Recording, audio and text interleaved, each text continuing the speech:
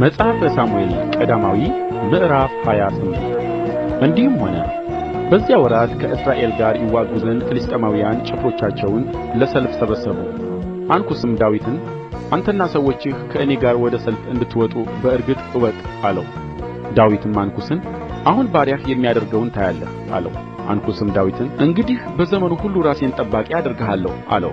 ሳሙኤል ግን ሞቶ ነበር፣ እስራኤልም ሁሉ አልቅሰውለት ነበር። በከተማውም በአርማቴም ቀብረውት ነበር። ሳኦልም መናፍስት ጠሪዎችንና ጠንቋዮችን ከምድር አጥፍቶ ነበር። ፍልስጥኤማውያንም ተሰብስበው መጡ፣ በሱነምም ሰፈሩ። ሳኦልም እስራኤልን ሁሉ ሰበሰበ፣ በጊልቦዓም ሰፈሩ። ሳኦልም የፍልስጥኤማውያንን ጭፍራ ባየ ጊዜ ፈራ፣ ልቡም እጅግ ተንቀጠቀጠ። ሳኦልም እግዚአብሔርን ጠየቀ፣ እግዚአብሔርም በሕልም ወይም በኡሪም ወይም በነቢያት አልመለሰለትም። ሳኦልም ባሪያዎቹን ወደ እርስዋ ሄጄ እጠይቅ ዘንድ መናፍስትን የምትጠራ ሴት ፈልጉልኝ አላቸው። ባሪያዎቹም እነሆ መናፍስትን የምትጠራ አንዲት ሴት በዓይንዶር አለች አሉት። ሳኦልም መልኩን ለውጦ ሌላ ልብስም ለብሶ ሄደ። ሁለትም ሰዎች ከእርሱ ጋር ነበሩ።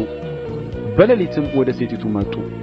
እርሱም እባክሽ በመናፍስት አሟርቺልኝ፣ የምልሽንም አስነሽልኝ አላት።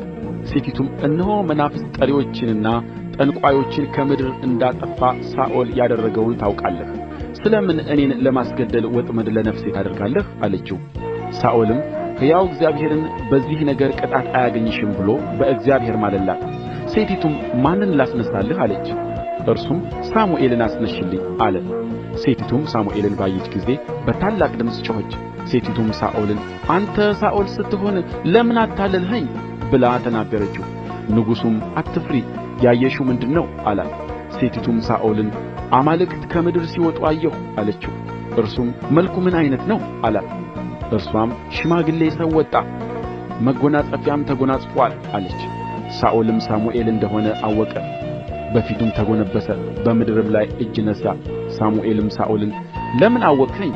ለምንስ አስነሣኸኝ አለው። ሳኦልም መልሶ ፍልስጥኤማውያን ይወጉኛልና እጅግ ተጨንቄአለሁ፣ እግዚአብሔርም ከእኔ ርቆአል፣ በነቢያት ወይም በሕልም አልመለሰልኝም። ስለዚህም የማደርገውን ታስታውቀኝ ዘንድ ጠራሁህ አለው። ሳሙኤልም አለ እግዚአብሔር ከራቀህ ጠላትም ከሆነህ ለምን ትጠይቀኛለህ? እግዚአብሔርም በቃሌ እንደ ተናገረ አድርጎአል። እግዚአብሔርም መንግሥትህን ከእጅህ ነጥቆ ለጎረቤትህ ለዳዊት ሰጥቶአል። የእግዚአብሔርን ቃል አልሰማህምና በአማሌቅም ላይ ታላቅ የሆነ ቍጣውን አላደረግህምና ስለዚህ ዛሬ እግዚአብሔር ይህን ነገር አድርጎብሃል። እግዚአብሔርም እስራኤልን ከአንተ ጋር በፍልስጥኤማውያን እጅ አሳልፎ ይሰጣል። ነገም አንተና ልጆችህ ከእኔ ጋር ትሆናላችሁ። እግዚአብሔርም የእስራኤልን ጭፍራ ደግሞ በፍልስጥኤማውያን እጅ አሳልፎ ይሰጣል። ሳኦልም በዚያን ጊዜ በቁመቱ ሙሉ በምድር ላይ ወደቀ። ከሳሙኤልም ቃል የተነሣ እጅግ ፈራ። በዚያም ቀን ሁሉ በዚያም ሌሊት ሁሉ እንጀራ አልበላምና ኃይል አልቀረለትም። ሴቲቱም ወደ ሳኦል መጣች፣ እጅግም ደንግጦ እንደ ነበረ አይታ እነሆ እኔ ባሪያህ ቃልህን ሰማሁ፣ ነፍሴንም በእጄ ጣልሁ፣ የነገርኸኝንም ቃል ሰማሁ። አሁን እንግዲህ አንተ ደግሞ የባሪያህን ቃል እንድትሰማ እለምንሃለሁ። በፊትህም ቁራሽ እንጀራ ላኑርልህ፣ በመንገድህም ስትሄድ ትበረታ ዘንድ ብላ አለችው።